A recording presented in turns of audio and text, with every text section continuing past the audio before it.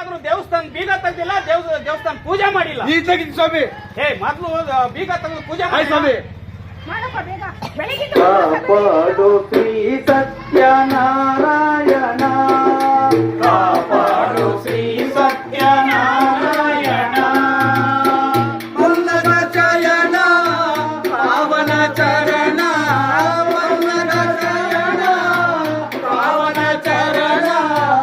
ತಂದಿರೆ ನಿನ್ನ ಕಾಪಾಡು ಶ್ರೀ ಸತ್ಯನಾರಾಯಣ, ನಾರಾಯಣ ಸತ್ಯನಾರಾಯಣ, ನಾರಾಯಣ ಲಕ್ಷ್ಮೀ ನಾರಾಯಣ, ನಾರಾಯಣ ಸತ್ಯನಾರಾಯಣ.